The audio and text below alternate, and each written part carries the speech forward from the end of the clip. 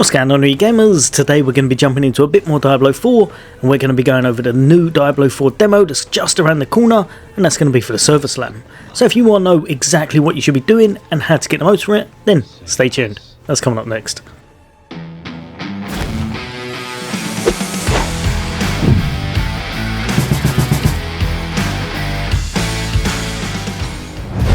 Now, no doubt in my mind, most people will already know, but if you're a Diablo fan, you'll probably want to know that there's going to be a new upcoming demo launching very shortly. They're trying to get as many players to jump on it as possible in order to stress their servers to the very maximum and see exactly how they perform. So because of this, they're going to be giving us an extra demo from the 12th to the 14th, aptly known as the server slam.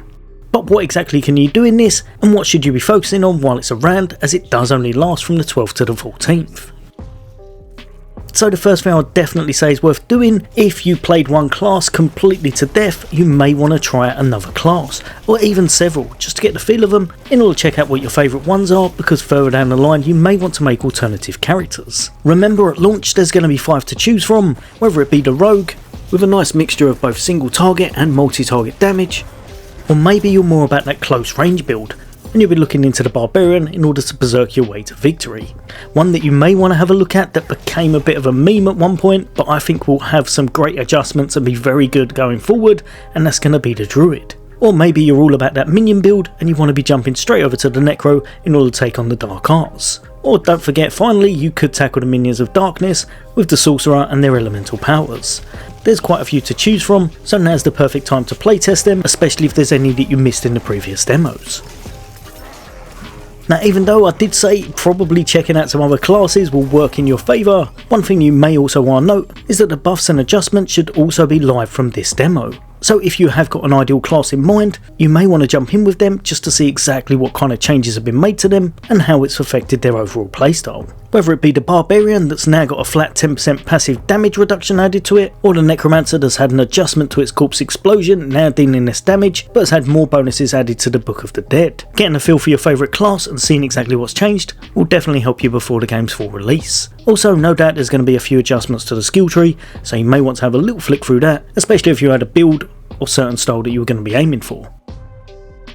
Jumping over to another one that will definitely be worth your time, and that's going to be having a little look at your aspects, and for anyone who's not sure exactly how to unlock them. So as with the previous demos, you're going to get your Codex of Power, and this is going to hold all of the aspects that you've obtained whilst completing dungeons in the open world. This can help you massively, as you'll be able to put these on any of your pieces of gear as long as you've got the resources and money on hand, and in general it's just going to make your life a whole bunch easier. Some of these can be very powerful or just really good at keeping you alive, so you may want to have a little flick through these in order to see some that you're going to be aiming for when the game's out. Don't forget, with the occultist, this is going to be how you're actually putting your aspects on your gear. In the previous demos, this unlocked at level 25, but also, as far as I'm aware, it does open up after you've completed your first proper dungeon after hitting Kiovershed. So you'll be able to go to your occultist and put some aspects on your gear in order to make yourself a lot more powerful, which you're almost definitely going to need in this demo, especially for tackling something that we're going to come to later on. Remember, the legendary drops have been adjusted, so they are not going to be anywhere near as commonplace as they were. If you find some good ones, you may well be able to take them off and put them on some high-end gear, but if not, you may have to settle for some of the Codex of Power aspects in order to strengthen your character enough.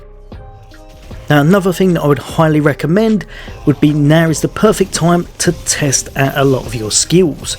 Work out exactly what kind of build you're going to be aiming for, work out what skills and nodes you want to pick up in your skill tree in order to make yourself truly powerful, what ones are going to keep you alive, because that is going to be a big part of making your way through the leveling system, and also just which ones feel really good in your combat to play with. Now is the perfect time to test out a lot of them, and don't be afraid to respec, because you can only get up to level 20 now. It's not going to be ridiculously high, and you'll be able to respec quite a few times during this demo, especially if you're grabbing a lot of gear that you're selling off along the way.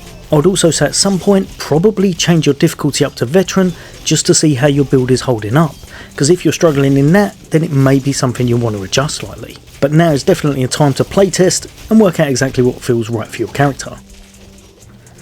Last but definitely not least, there's going to be a few things that you could have obtained during these demos, some of which you may have already picked up, others you may still want to get hold of. And some of these rewards, like the Beta Wolf Pack, are absolutely amazing and you may not want to miss out on them.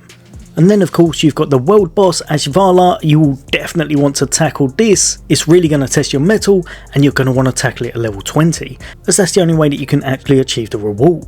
Also, with just how hard they hit, you're not going to want to tackle them any sooner anyway. But if you do manage to beat them, you're going to earn yourself an amazing reward called the Cry of Ashava, which is going to be a mat trophy, as you can see right here.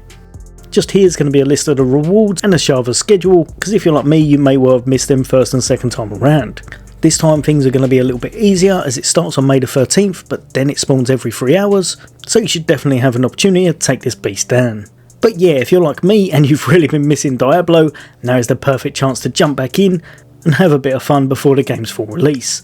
And of course, even though the progress doesn't carry over, knowledge is pretty much power, so test things to your heart's desire, find something that works for you, and then you'll at least have a path to aim for upon the full game's release, which is the 6th, or I believe the 2nd, actually changed to the 1st now if you pre-ordered some of the higher editions.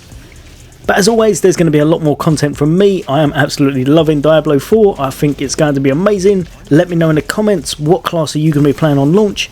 And as always, for all things gaming, take care. I'll see you on next day.